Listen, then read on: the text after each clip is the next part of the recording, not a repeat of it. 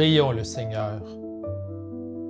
Dieu vivant, par la résurrection de ton Fils, Jésus le Christ, tu nous fais héritiers et héritières de la vie nouvelle. Par ton Esprit, poursuis et achève l'œuvre que tu as commencée dans le secret de nos cœurs qui battent d'une espérance vivante. Amen. Première épître de Pierre, chapitre 1, versets 3 à 12. Béni soit Dieu, le Père de notre Seigneur Jésus le Christ. Dans sa grande miséricorde, il nous a fait renaître pour une espérance vivante, et ce, par la résurrection de Jésus le Christ d'entre les morts, pour un héritage qui ne peut corrompre, ni souiller, ni flétrir.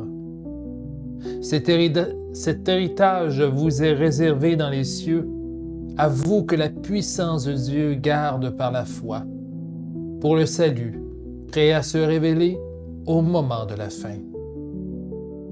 Aussi, tressaillez-vous d'allégresse, même s'il faut que, pour un peu de temps, vous soyez affligés par diverses épreuves, afin que la valeur éprouvée de votre foi, beaucoup plus précieuse que l'or périssable, qui pourtant est éprouvé par le feu, obtienne louange, gloire et honneur lors de la révélation de Jésus le Christ. Lui que vous aimez sans l'avoir vu, en qui vous croyez sans le voir encore, aussi tressaillez-vous d'une joie ineffable et glorieuse en remportant, comme prix de la foi, le salut de vos âmes. Sur ce salut ont porté les recherches et les investigations des prophètes. Ils ont prophétisé au sujet de la grâce qui vous était destinée. Ils recherchaient à quel temps et à quelles circonstances se rapportaient les indications données par l'Esprit du Christ qui était présent en eux quand ils attestaient par avance les souffrances réservées au Christ et la gloire qui les suivrait. Il leur fut révélé que ce n'était pas pour eux-mêmes, mais pour vous qu'ils transmettaient ce message, que maintenant les prédicateurs de l'Évangile vous ont communiqué, sous l'action de l'Esprit Saint, envoyé du ciel, et dans lequel les anges désirent plonger leur regard. Prions. Dieu de vie, que ces mots puissent rendre compte de ta parole qui est notre pain pour la route. Nous te le demandons au nom de ton Fils Jésus, notre frère, le Christ. Amen. Vous savez, même les textes qui sont en apparence banals peuvent nous faire émerger certaines réflexions. Mine de rien, quand j'ai lu la première épître de Pierre, en tout début de semaine, j'ai pas pu m'empêcher d'avoir tout un flashback de mes études en théologie catholique. Je me souviens particulièrement de mes recherches, des lectures exhaustives de l'aide pastorale. Dans celle-ci, je pouvais retrouver des correspondances d'évêques comme Ignace Bourget, puis qui étaient, comme Pierre, plutôt friands d'un certain laisser-aller verbal qui ne comportait à peu près aucune syntaxe. Les archives diocésaines en sont pleines, et par le fait même démontrent qu'il y avait une véritable machine pour faire rouler l'Église de l'époque. Dans le temps, un ministère, c'était de la grosse stratégie, un peu comme le jeu de risque. Tiens, je fais ici un petit brin d'humour pour vous rappeler à quel point le Québec d'hier puis d'aujourd'hui a reçu un héritage important de la part de l'Église, et ce, avec ses réussites puis ses échecs. Cela dit, dans une culture qui est autant redevable aux faits religieux, on pourrait s'attendre à une certaine ouverture à l'écart de la foi, non? Malheureusement, aujourd'hui même, on peut être témoin d'une certaine résistance.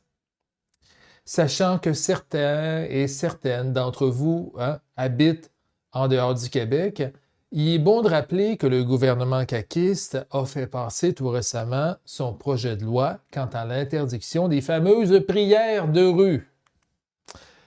Depuis l'adoption de cette loi-là il y a 2 semaines, il n'est plus possible de nous rassembler pour prier ou pour rendre un culte au Seigneur dans les espaces publics sans l'autorisation des municipalités.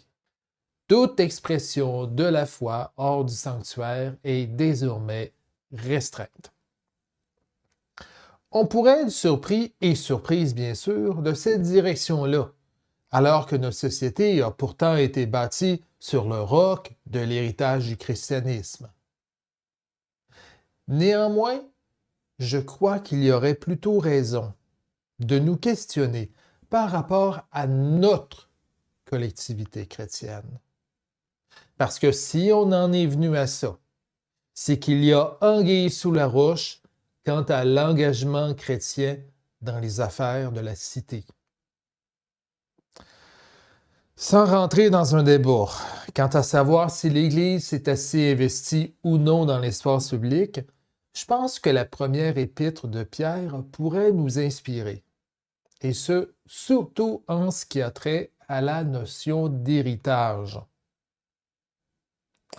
Voilà, mine de rien, une notion plus compliquée qu'elle en a l'air, mais qui vaudrait la peine de creuser un peu pour répondre à notre actualité et notre devenir comme disciples et co-responsables du monde avec Dieu. Ouvrons-là, cette fameuse lettre-là. Voulez-vous bien? Il est dit, dans l'Épître de Pierre, « Dans sa grande miséricorde, Dieu nous a fait renaître pour une espérance nouvelle, et ce, par la résurrection de Jésus le Christ d'entre les morts, pour un héritage qui ne peut corrompre, ni souiller, ni flétrir. » Déjà, entre vous et moi, ça veut dire quoi au juste? Recevoir un héritage de la part de Dieu. Quand je lis ce terme-là, écrit de la plume de Pierre, je m'imagine tout de suite l'idée d'un ciel à gagner dans lequel tous les êtres humains jugés dignes vivraient éternellement. Veux pas, on pourrait être tenté de penser de même, quand Pierre ajoute « Cet héritage vous est réservé dans les cieux. À vous que la puissance de Dieu garde par la foi pour le salut. » Alors, on voit bien le lien entre l'héritage et le salut, ce qu'on reçoit par la foi placée en Jésus le Christ. Or, ce lien-là, il peut nous faire émerger quelques questions pas piquées des hannetons. Est-ce que l'héritage de Dieu, c'est-à-dire le salut, se trouve à être reçu exclusivement dans un avenir plus ou moins lointain? Si oui, alors à quoi bon s'engager dans le monde? Pour ma part, je ne crois pas que ce soit une réponse avec laquelle je me mettrais d'accord, puis ce, pour 2 raisons. La première, elle concerne en fait la notion même de salut, et plus spécifiquement de ce fameux salut de l'âme dont parle Pierre. Pour être honnête, un peu brutalement honnête même, il importe de ne pas mélanger les pinceaux de notre culture contemporaine avec ceux de Pierre, qui provient d'un autre temps et d'une autre époque que la nôtre. Bien qu'il existe une certaine diversité d'opinions à ce sujet-là dans les Écritures, ce qu'on appelle le salut de l'âme consiste en fait en l'individu qui, dans l'entièreté de son être, entre dans un état éternel de joie, de paix et d'unité avec son Créateur. Et je me réfère ici pour le moment au livre de l'Apocalypse, où il est mentionné entre autres que les disciples, lors de la fin des temps, seront rassemblés. Et c'est à ce moment-là que le nom du Seigneur va être gravé sur leur front, puisqu'ils vivront désormais éternellement en Dieu. Il semble donc que l'héritage, c'est-à-dire le salut, soit parfois associé à des concepts comme celui du repos, de la paix, mais aussi de l'unité en Dieu. Le salut est, en fait, un état dans lequel l'individu ou le groupe d'individus se repose dans le Seigneur.